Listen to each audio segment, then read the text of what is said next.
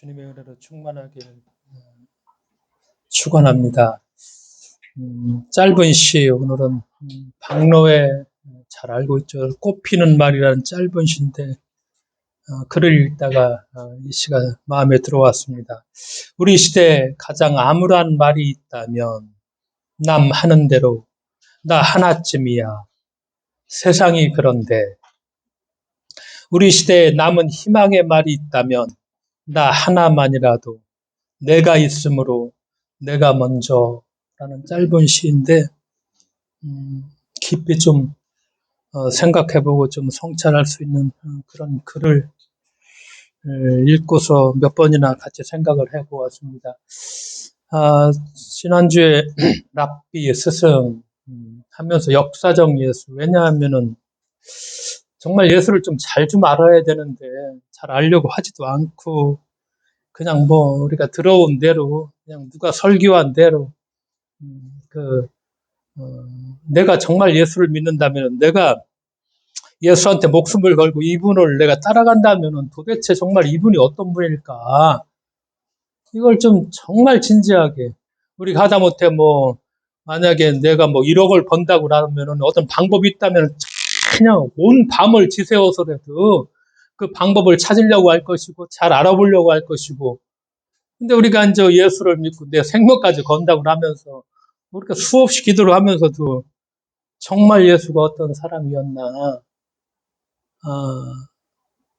저도 같이 이 말씀을 준비하면서 예수를 조금 더 제대로 좀 알아가는 그런 과정들 속에 이 말씀을 우리가 예수의 역사적 예수의 삶을 우리가 이렇게 사셨구나 또 이렇게 죽으셨구나 또 이분의 핵심 메시지가 이거였구나 하는 걸 같이 뭐라고 할까 성찰한다고 할까 그런 과정들이 있습니다. 저번 주에 말씀드린 대로 예수님은 우리가 랍비 첫 번째는 제가 예수의 삶의 자리가 어땠나 삶의 자리를 좀 말씀드렸고 예수님은 가르치시는 랍비 선생님이었다 가르치셨죠.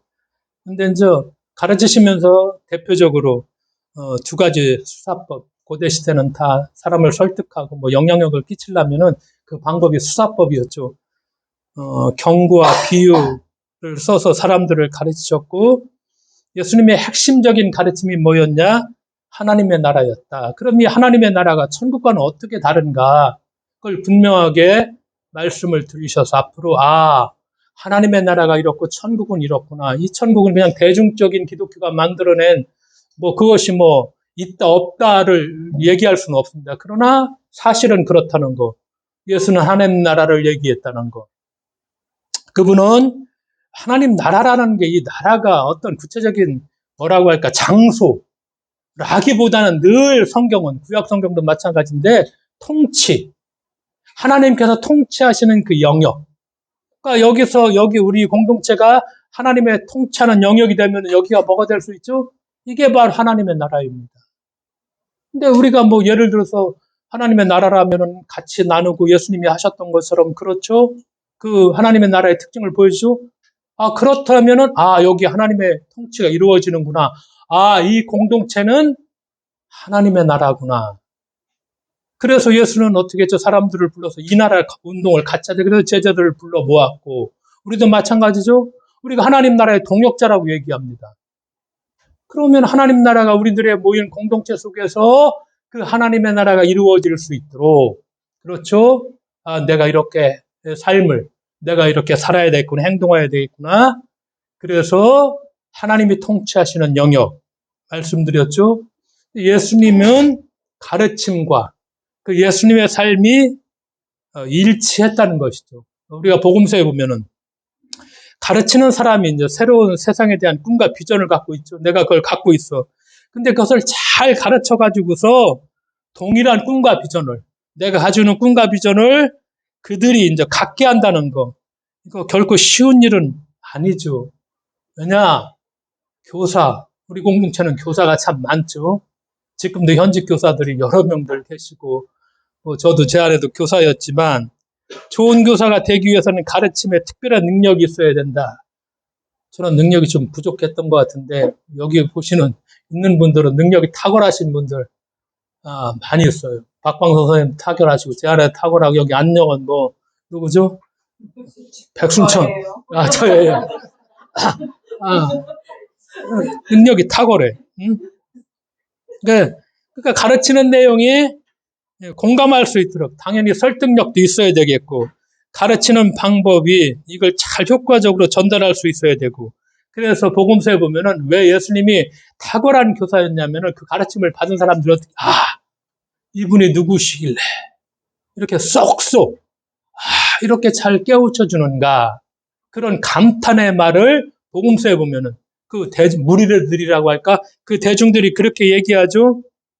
근데 또 아무리 잘 가르치는 교사라 하더라도 본인이 가르친 대로 살지 않으면 이건 또 훌륭한 교사라고 할 수 없죠. 잘 가르치는 행동은 뭐 개차반처럼 한다면 뭐라고 하죠?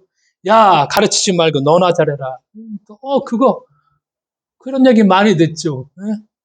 복음서에 보면 그런 사람들 나오죠. 누구죠? 바리새인들.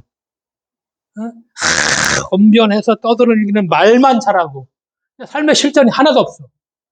저들은 위선자다. 저들 행동은 절대 본받지 말아라. 이렇게 얘기하죠. 예수님은 달랐다는 거죠. 가르친 대로 살았고 그 이분의 가르침과 삶이 하나였다는 거. 그래서 우리는 하나님의 뜻과 예수의 삶이 일치했다. 그래서 예수의 삶 속에서 하나님의 뜻과 일치된 삶을 살았다. 그러니까 예수의 삶 속에서 예수와 하나님은 하나이셨다. 그래서 요한복음에 나와 아버지는 하나이니라. 이렇게 고백을 합니다. 나를 본 사람은 누구를 봤다? 아버지를 보았다. 이렇게 고백을 하죠. 왜냐? 예수의 삶을 움직이고 있었던 분은 바로 그분이 하나님이셨다. 그래서 삶 속에서 하나였기 때문에 나와 아버지는 하나라는 이런 고백을 할 수 있었고, 나를 본 사람은 아버지를 보았다. 이렇게 그분이 선포할 수 있었다는 것이죠. 우리가 하나님을 절대적으로 정말 신뢰하며 산다면은 매 순간 우리는 누구의 뜻? 하나님의 뜻을 따라서 당연히 살아야 되겠죠. 시대마다 하나님의 뜻을 실현해야 할 중심 과제는 당연히 다를 것이죠. 2000년 전에 하나님의 뜻과 지금 우리 시대 하나님의 뜻과는 다를 것입니다. 만약에 한국을 중심으로 지금 우리가 사는 이 중심 속에서 하나님의 뜻이 무엇일까 생각을 한번 해보셨는가? 아마 뭐 여러 가지 뜻이 있겠죠. 우리는 한국 사회에서 각종 어떤 문제? 차별의 문제, 소수자들, 장애인들, 뭐 그렇죠. 약한 사람들. 이 차별의 문제, 이거 심각한 문제죠. 노인의 문제도 좀 더 심각한 문제라고도 할 수 있겠고, 또 정말 절대적인 빈곤층에 있는 사람들, 이런 문제들. 조금 더 나간다면 우리가 남과 북이 갈라져 있으니까 언제 또 전쟁이 일어날지 모르니까 아직도 뭐 종전 상태잖아요. 전쟁이 끝난 상태가 아니죠. 잠시 보류한 상태에서 종전 상태니까 이런 평화의 문제라든가, 좀 더 세계적으로 생각한다면 지금 우리가 이 장마 진짜 뭐 어디서 어떻게 물난리가 날지 모르죠. 예측할 수 없는 그런 시대에 살고 있죠. 뭐 생태가 파괴에 따른 뭐 기후 문제라든가, 우리가 구체적으로 뭐 하나님의 뜻, 어떤 뭐 우리의 욕심과 그렇죠, 내 탐욕을 채우는 것이 아니라 오늘날 한국 사회에서 우리가 하나님의 뜻이 무엇인가 우리가 고민하고 찾고 이것을 실현한다면은 우리가 좀 이런 문제들을 뭐 다른 좀 더 깊이 생각해 보면 뭐 다른 문제들도 있겠지만 어떤 이런 문제들. 그런데 예수 시대 때 정말 가장 우선적으로 예수님이 관심을 가졌던 그 문제는 무엇이었을까? 그러니까 예수의 역사적 연구를 하는 사람들이 꽤 있습니다. 신학자들이. 예전에는 이제 이쪽 유럽을 중심으로 했는데 요즘은 이제 미국을 중심으로 북미 신학자들이 역사적 예수 문제를 끊임없이 지금 해나가고 있는데, 이들이 얘기하기를 질병과 기아 문제였다. 이 두 가지 문제를 얘기합니다. 이건 당연히 가난에서 오죠. 말씀드렸던 것처럼 예수님 시대 이스라엘의 가장 큰 문제 가난의 문제죠. 왜? 90% 이상이 누구였죠? 농민들이었죠. 다 빈곤층이었죠. 이들 말씀드렸던 것처럼 정말 과도한 세금, 그리고 뭐 농민들이지만 농지는 다 빼앗겼죠. 소작농이죠. 거기다 소작료 지불해야 되죠. 과도했죠. 그러니까 이들을 다 가난으로 이제 내몰아 버렸죠. 가난이라는 건 통상 두 가지 문제를 일으키게 되죠. 하나는 당연히 질병의 문제이고 하나는 기아, 당연히 배고픔의 문제입니다. 그래서 우리가 복음서를 읽어보면은 예수님께서 하나님 나라를 선포하죠. 그 다음에 바로 하는 일이 무엇입니까? 병자 고치는 일이에요. 근데 그놈의 병자가 왜 이렇게 많은가? 우리가 뭐 보면 혈류병을 비롯해서 손이 오그라들고 뭐가 어떻게 됐고 수많은 병자들이 등장하죠. 근데 왜 예수 시대 때 1세기 팔레스타인에는 왜 그렇게 많은 환자들이 있었던 것일까? 당연히 이것은 경제적 형편과 관련이 되어 있었죠. 자, 이야기를 했죠. 많은 사람들이 자기 땅에 쫓겨났죠. 소작민으로 전락했죠. 농사가 흉작이 되어도 당연히 소작료 무거운 거 이거 다 지불해야 됐죠. 때때로 주둔하고 있는 로마군의 기초 식료품까지도 제공해야 됐고, 때로는 이제 로마군들 때문에 길딱 해줘야 되고, 배수작업도 해줘야 되고, 같은 어떤 공공사업에 이 90%나 되는 농민들, 하층민들이 다 동원되기도 했죠. 이 세금을 징수하는 사람들은 경작지의 크기를 다 잽니다. 포도원의 나무가 몇 개인가 이것까지 다 재고 각종 가축의 마리수 다 기록해 두었다가 세금을 부과하죠. 성전세, 11조, 처전매 재물과 같은 종교세 당연히 내야 됐고, 그 다음에 토지세, 인두세 같은 직접적인 세금 내야 되겠고, 왕관세, 소금세, 판매세 같은 간접세, 장사하는 사람들 수출입관세, 항구관세, 통행세 같은 관세, 각종 수수료 등 서민들의 등골을 완전히 쉽게 만들었죠. 세금을 낼 수가 없어. 안 되는 이들은 끌려가 매를 맞거나 학대를 당했다죠. 그러니까 이런 형편이었으니까 주민들 대다수가 만성적 영양실조에 시달렸고 당연히 온갖 병에 대한 면역력이 떨어질 수밖에 없었고, 그러니까 복음서에 그렇게 많은 병자들이 등장한다는 것은 이런 역사적 현실을 반영하고 있다는 것, 역사적 상황의 산물이라는 것을 우리가 알 수가 있죠. 그러니까 예수는 이런 구조적인 모순 속에서 살아가는 이들의 아픔을 같이 절감하잖아요. 절감했죠. 정치와 종교가 이들을 철저하게 외면해버렸죠. 돈만 다 뜯어가고 내팽겨 쳐버리고. 그런데 예수는 그들을 품에 안았죠. 그리고 어떻게 했죠? 고쳐주었죠. 먹여주었고, 하나님의 통치는, 하나님의 나라가 이렇게 실현이 돼 갔다는 것을 우리가 볼 수 있죠. 병든 사람들은 뭐라고 해요? 죄인이라고 했잖아요. 죄까지 같이 뒤집어 쓰는 거예요. 그러니까 병을 고쳐주고 내 죄가 어떻게 했다? 사해졌다까지 하는 죄 용서까지 예수님께서 해주시죠. 근데 어떻게 치료해줬나? 무상 치료했습니다. 돈 받았다는 얘기 하나도 없죠. 오늘날 같았으면 이거 다 돈 받아야 되죠. 엄청난 돈을 받아야 되는데 다 공짜로, 무료로 무상 치료를 했죠. 이렇게 병자들을 고쳤죠. 가난이 낳은 또 하나의 문제는 기아, 즉 배고픔의 문제였죠. 배고픔 경험, 6.25 이후에 살았던 사람들은 뭐 경험하죠. 저도 고등학교, 중학교 때 다닐 때가 단 하나 소원이 있다면은 쌀밥을 정말 가득 먹는 것이 최고의 소원이었습니다. 너무나 배고팠죠. 지금도 생생하게 그런 과정들을 다 기억을 합니다. 네? 소금에다 국 끓여 먹고, 어떻게 하면 저렇게 쌀밥을 정말 한가득, 이걸 먹어볼 수 있나. 가난이 뭔지, 배고픔이 뭔지를 경험을 했고, 그것이 어떤 고통인가를 알죠, 있죠. 그러니까, 이 사람들, 성경에서는 예수님이 먼저 뭘 선포하죠? 이런 가난한 사람들에게 뭐가 있다? 복이 있다. 이게 그냥 나오는 말씀이 아닙니다. 이런 분들을 향해 누가 복음해? 가난한 사람들이 복이 있다. 마귀가 첫 번째 시험하는 것도 돌이 뭐가 되게 하라? 떡이 돼. 왜? 가장 절박한 문제, 이게 90%인데 이 당시에 사는 사람들한테는 먹는다는 거. 절박한 문제지. 그러니까, 야, 네가 메시아? 그럼 너 돌이 떡이 되게 해서 먹여줘야 돼. 이거 해결해줘야 돼. 그래서 우리가 성경에 보면 예수님께서 몇 명? 5,000명을 먹이셨다. 사람이 먹으면 굶주려서 4,000명을 먹이셨다. 이런 말씀이 기록되어 있죠. 그러면서 예수님은 공동 식사 자리 혼자 드시지 않죠? 같이 잔치를 베풀죠? 혼자 먹지 않고. 그런데 어떻게 부르면 다 오라는 것이죠. 병든 사람도 와라. 건강한 사람도 와라. 남자도 와라. 여자도 와라. 뭐 어린아이, 의인 거지. 아무런 차별 없이 같이 참여하고 같이 음식을 나누고 누구도 차별하지 않고 이런 공동의 식사 자리를 마련하십시오.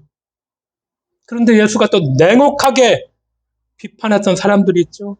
종교 지도자들, 율법학자, 바리새파, 뭐 이런 사람들 철저하게 비판하죠. 헤롯을 비롯한 정치 지도자들, 로마 제국들. 그런데 또 하나 부자들. 오늘날 부자들은 항변하죠.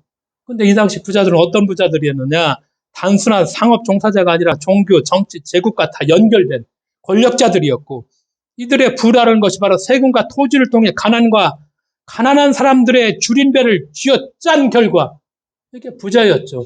그러니까 복음서에 부자가 정말 천국에 들어가는 거 뭐 이런 얘기를 많이 하죠. 그리고 부자에 대해서 긍정적인 묘사가 거의 없죠. 이런 시대 상황이었으니까. 먹이고 이런 사람들 정말 고쳐주시고 안아주시고 그렇죠. 그리고 그 당시에 권력을 잡던 사람들에게 비판하시고 이것이 예수의 삶이었죠. 하나님 나라를 선포하죠. 무상치료, 공동식사하면서 삶의 일치. 그런데 예수가 어떻게 했죠? 십자가에 처형이 되었다는 것입니다. 왜 십자가에 처형되어야만 했는가? 여러분들 성경을 읽죠. 마태, 마가, 누가, 요한. 복음서를 수없이 읽죠. 그럼 의무를 한 번쯤은 가져야 되죠. 왜? 우리가 처음에 신앙을 가질 때에는 사형리에 의해서 사람은 누구다? 다 뭐라고 얘기하죠? 죄인이다. 우리를 구원해 주실 분은 누구다? 예수님을 믿어야 된다. 왜? 예수가 우리 때문에 어디에 달리셨다? 십자가에 달리셨다. 그런데 마태, 마가, 누가, 요한복음 100번, 1000번을 읽어봐도 이런 얘기 나옵니까? 이런 얘기 안 나오잖아요, 거의. 그러면은 적어도 우리가 생각하는 신앙인이라면은 이게 왜 이럴까? 이런 고민을 하고 이런 물음을 했어야 되는 것이죠. 왜 예수가 십자가에 달리셨죠? 첫째는 불순사상이죠. 예수의 혐의라는 게 오늘날로 표현한다면은 하나님 나라를 가르쳤습니다. 이것이 제일 문제였습니다. 두 번째는 뭐죠? 무상 치유하고 공동 식사. 이거 불법 집회 열었습니다. 세 번째 유대교 율법과 헤롯 안티파스의 독재와 로마 식민 지배에 대한 비판, 체제 도전. 이거 세 가지입니다. 혐의가. 불순사상을 가르쳤죠. 불법 집회 열었죠. 체제 도전했죠. 이게 왜 문제가 됐습니까? 하나님 나라를 가르쳤죠. 근데 이 하나님 나라가 먼 미래, 꿈속에 있는 나라가 아니야. 이 땅에 실현이 돼야 돼. 그리고 지금 여기에서 실현이 되려고 하고 있어. 우리가 시작하고 있어. 하나님에 의해서 이루어질 세상이야. 기존 권력들과는 전혀 다른 세상이야. 위협적이야. 현재 지배 권력자들의 뭘 부정하죠? 통치권을 부정합니다. 지금 현재 지배 권력자들에 의해서 통치되고 있는 세상을 어떻게 하죠? 부정합니다. 그렇죠? 기존하고 있는 세상과 다른 세상을 만들려고 하고 있기 때문에 오늘날도 마찬가지죠. 이거 국가보안법으로 우리나라가 체포됐죠, 당연히.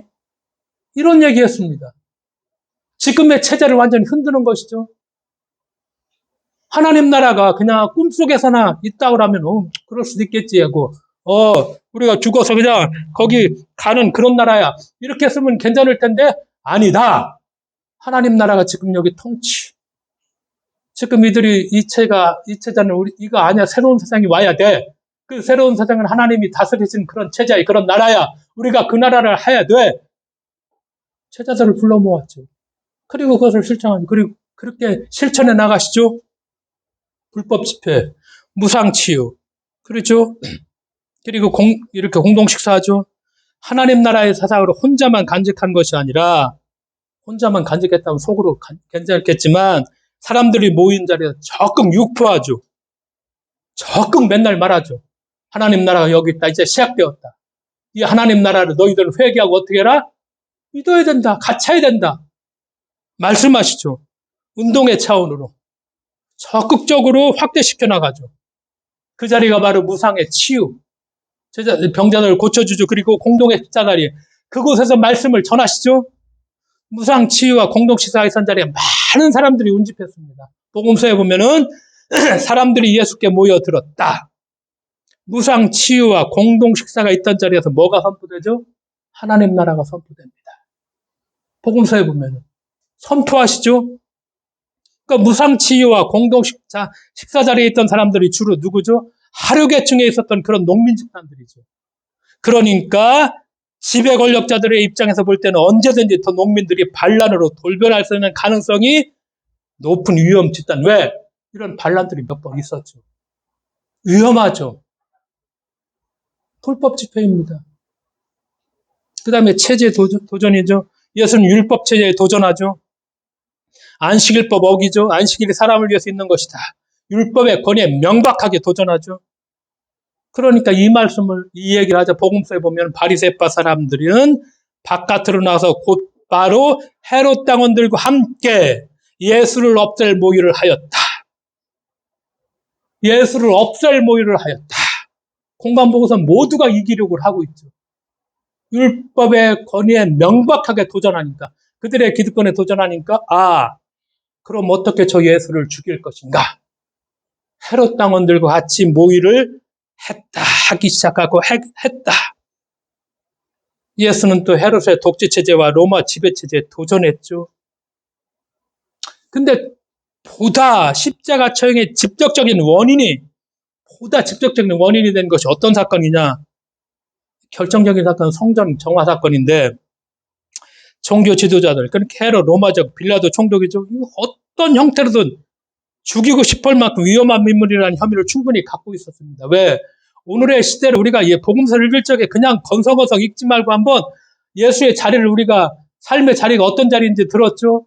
그리고 그 핵심적인 나라가 하나님 나라의 선포라는 걸 들었죠. 그러면 그 당시 이런 시각을 갖고 이 상황을 본다면은 이런 상황이었구나. 그 당시에 종교 지도자들이 헤롯을 비롯한 정치 지도자들, 그 다음에 식민지 로마 제국, 이거 그냥 놔두면 안 되죠. 이건 체제를 무너뜨릴 수 있는 위험한 인물이죠. 이게 셋이 다 이게 공통 분모가 되는 것이죠. 그런데 이것만으로 좀 부족해. 정말 죽일 수 있는 충분한 물증이 또 필요해. 성전 이 정화 작업인데, 예수님께서 십자가에 달리시기 일주일 딱 남겨놓고 6월절에 어디를 들어가죠? 예루살렘에 들어갑니다. 그렇죠? 그리고 예루살렘 성전 안에서 정말 예수를 죽일 수 있는 어떤 빌미를 하나 제공을 했다고 할까? 십자가 지시기 며칠 전 6월절 절기 예루살렘 성전 6월절 절기에는 흩어져 있던 디아스포라 유대인들이 한 30만, 40만들이 다 이렇게 6월절 절기에 우리가 가끔 보면은 이슬람교 어디죠? 거기에 몇백만이 다 모이는 것처럼 절기에 6월절도 이스라엘은 최고 절기니까 흩어져 있던 사람들이 다 예루살렘에 그 당시에는 성전이 있었으니까 다 모이죠. 흩어져 있던 사람들이. 자기 유대인의 정체성을 갖고 있으니까. 6월절 절기죠. 예수님도 여기 올라가시죠. 성전에 들어가죠. 복음서에 보니까. 성전 뚫어내서 팔고 사는 사람들 다 내쫓죠.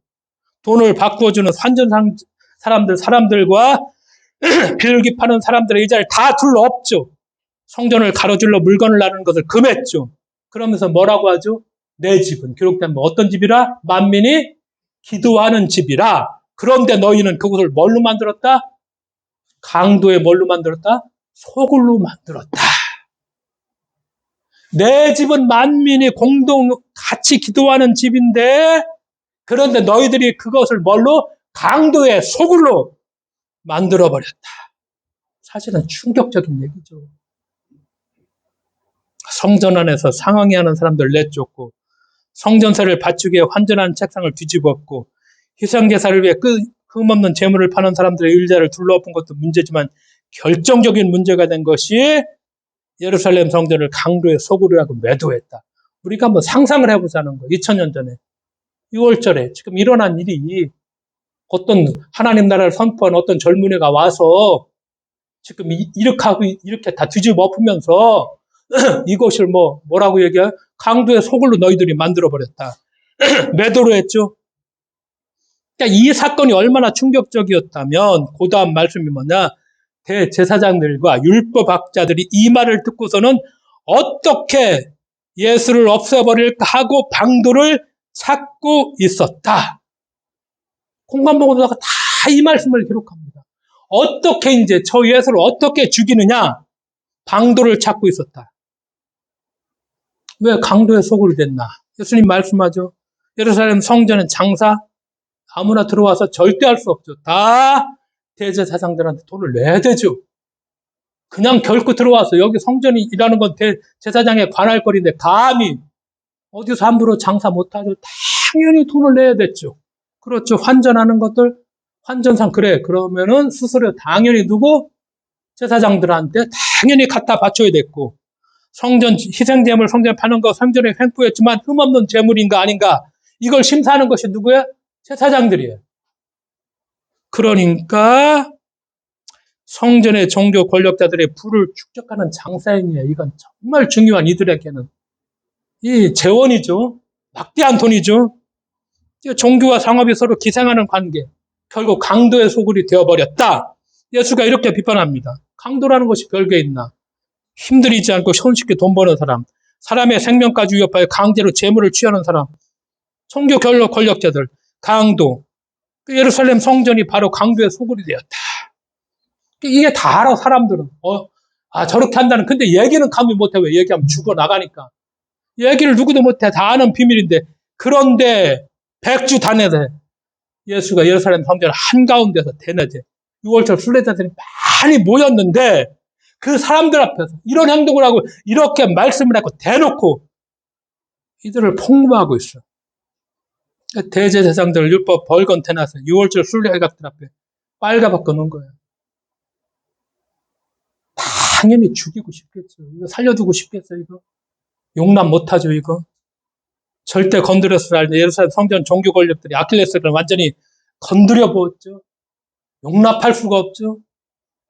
그러니까 예루살렘 성전 사건이 복음서를 보면 예수는 어떻게 되죠? 체포됩니다. 재판, 형식적인 재판 받죠. 그리고 마침내 어디에죠? 십자가에 처형되죠. 그러면서 오늘 읽은 본문에 예수가 어떤 제목으로 십자가에 처형됐다? 유대인의 왕이라고 그 죄가 적혀 있었다. 유대인의 왕이다.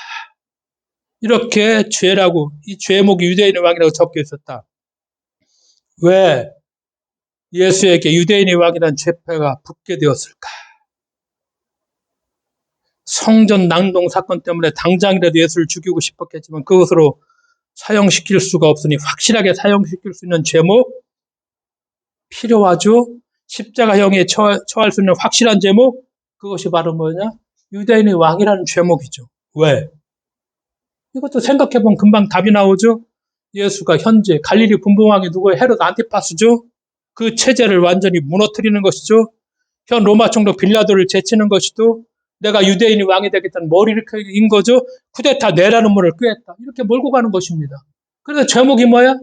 유대인의 왕. 예수를 합법적으로 죽이기 위해서는 예수는 뭐가 돼야 돼? 반드시 유대인이 왕이 돼야 되는 거야. 그래서 헤롯 안티파스의 지금 현재 체제를 완전히 부정하고 자기가 왕이 되겠다는 반란을 일으킨 거야.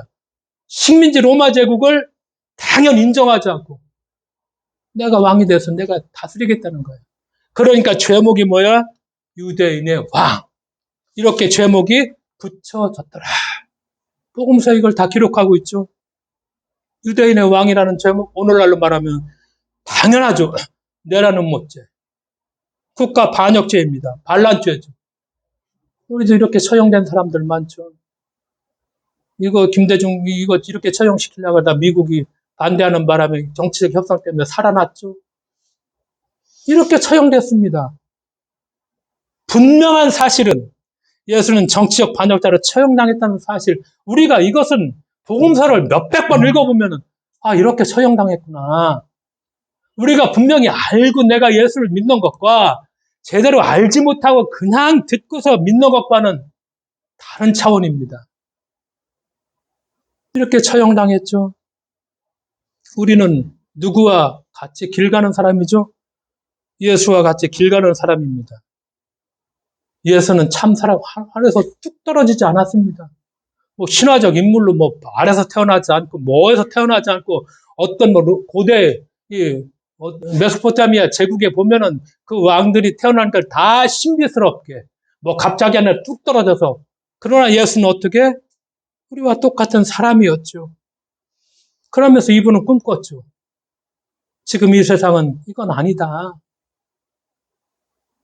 이런 세상, 로마 제국의 식민지, 헤롯 독재자가 다스리는 세상, 종교 권력자들이 자기들의 뱃속만 불리고 나머지 90% 이상은 빈곤과 가난에 시달리는 이건 아니다.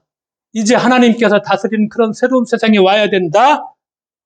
참 세상과 참 인간에 대한 비전을 사람들에게 가르쳤죠. 그러면서 그분은 가르친 대로 살아내신 분입니다. 그리고 그것을 끝까지, 가르친 것을 끝까지 목숨 걸고 지키신 분입니다. 그래서 우리의 삶의 모델이 누구죠? 예수님이 나의 삶의 모델입니다. 우리의 삶의 모델이 그래서 우리는 예수님이죠. 예수의 길을 따라가는 길은 사실은 쉽게 따라갈 수 있는 길은 아니죠. 그래서 예수의 길을 따라가기 위해서는 지금까지 살아왔던 삶의 길, 예를 들어서 다 재물과 권력과 명예, 삶의 궁극적인 모양이나 추구하며 살아온 잘못된 삶의 방식, 우리의 삶의 방식이 됐지만 다 저를 비롯해서 우리가 참 이것이 몸에 익어서 쉽지 않죠. 근데 이 삶의 방식을 예수는 포기하라고 자꾸 우리한테 요구하죠. 참 쉬운 일은 아니죠, 우리한테. 예? 그러니까 예수의 길을 따르다가는 이미 가지고 있는 것들을 잃게 된다 하더라도 그래, 그거 기꺼이 내가 포기할 수 있어. 이렇게 받아들일 수가 있다는 거. 여기에서 한 발 더 나가면은 시대가 악해서 우리가 따르고자 하는 예수의 길이 폭력에 의해서 유린당하는 경우 때때로 이 길을 지키기 위해서 우리의 목숨을 걸 수 있어야 된다. 로마 제국 시대 초기 기독교인들이 그렇게 살아갔다는 거. 우리가 일제시대 때도 그런 기독교인이 있었다는 거. 그래서 예수님은 복음서에서 뭐라고 얘기하죠? 나를 따라오려거든. 뭐라고 얘기해요? 자기를 부인하고 자기 십자가를 지고 어떻게? 나를 따라오너라. 그래, 제자들한테 꼭 이 말씀을 해. 내가 가는 길이 이 길이다. 이거 하나님께서 나에게 주닌 내 사명이다. 이 길을 나는 가야 된다. 근데 이 길을 가려면 우리가 이렇게 가야 된다. 근데 우리가 찬송가에 그렇게 고백하지, 주와 같이 길 가는 건 어떤 길? 즐거운 일 아닌가. 주와 같이 길 가는 것, 즐거운 일 아닌가. 우리 주님 걸어가신 발자취를 밟겠네. 한 걸음 한 걸음 주 예수와 함께 날마다 날마다 우리는 걷겠네. 이 길이 즐거운 길이 될 수가 있다는 것입니다. 왜? 우리가 예수님을 생각해 보면 예수님은 영의 사람이었죠. 그분은 성령으로 잉태되셨죠. 태어나실 때 천사들이 영으로 함께하죠. 복음서에 보면 예수의 부모는 하나님의 영에 이끌려 예수와 함께 이집트로 갔다가 다시 돌아오죠. 예수에게 세례받을 적 하늘문이 열리고 하나님의 영이 비둘기처럼 누구에게 머물죠? 예수님 위에 머물죠. 예수에 내리죠. 그리고 예수가 누구의? 성령 하나님의 영에 이끌려 어디로 나가죠? 광야로 나가서 마귀의 시험을 받지만 하나님의 영의 충만함으로 유혹을 물리치죠. 그러니까 예수는 한평생 살아가면서 하나님의 영에 이끌려 살죠. 그러니까 예수가 하나님의 영의 충만을 받아 하나님의 메시지 누가복음에 선포하죠. 그리고 강도의 소굴로 변한 성전을 정화시키죠. 예수는 하나님의 영에 이끌려 이적을 베풀고 저기를 외치죠. 그리고 마침내 십자가에서 숨을 거두면서도 내 영을 누구한테 부탁합니다? 아버지께 부탁합니다. 이렇게 고백합니다. 그러니까 성서의 기록에 보면은 예수님은 영의 사람이었죠. 예수의 생애는 하나님의 영 가운데서 발견되죠. 그래서 아까도 얘기했지만 하나님의 영으로 살았기에 예수는 나를 본 사람은 하나님을 보았다. 하나님이 일하시니 나도 어떻게 한다? 나도 일한다. 내 안에 누가 있어? 하나님이 있다. 하나님 안에 또 누가 있어? 내가 있다. 나는 하나님의 아들이다라고 고백합니다. 하나님의 영으로 예수는 하나님과 함께 되었고 하나님의 일을 할 수 있었죠. 하나님의 영으로 충만한 사람이었기에 그게 가능했죠. 그래서 우리가 보는 것처럼 주님은 하나님의 영에 사로잡혀서 평생 하나님 나라를 향한 꿈을 꾸면서 살았고 예수의 꿈은 오직 하나님 나라의 실현이었죠. 그렇기 때문에 우리가 하나님의 영으로 충만한 삶을 살았기에 하나님의 사람으로 하나님 나라를 꿈꾸며 살 수 있었는데 그렇다면 우리는 이걸 또 마지막에 물어야 되겠죠. 우리가 하나님의 영으로 충만해 있다면 우리의 꿈의 내용이 달라질 것이고 하나님의 꿈이 나의 꿈이 될 것이고 그러면 우리가 오늘 또 이걸 물어야 됩니다. 오늘 우리의 삶이 어떤 영에 이끌려 내가 살아가고 있나? 어떤 영에 이끌려 내가 살고 있나? 예수님이 걸어가신 그 길이 일반 사람들이 보기에는 정말 힘들고 고난이었지만 그러나 아까 뭐 즐거운 일 아닌가? 왜? 하나님의 영에 이끌려 살아간다면. 그렇죠? 우리도 하나님의 영에 이끌려 우리가 살아갈 적에 하나님의 영에 이끌림을 받을 적에 우리가 정말 하나님의 사람으로 살아가게 될 것이고 우리도 똑같이 예수와 같은 꿈을 꾸게 될 것이고 그래서 오늘 우리는 어떤 영에 이끌려 우리가 오늘을 살아가고 있나를 물어야 될 것이고 그렇죠. 오늘 부족하지만 우리가 연약하지만 그러나 우리가 오늘도 하나님의 영에 이끌려 예수와 같은 꿈을 꾸면서 오늘을 살아가는 그런 우리 모두가 되어야만 하겠습니다. 기도하겠습니다. 하나님 아버지 감사드립니다. 주와 같이 길 가는 것 즐거운 일 아닌가.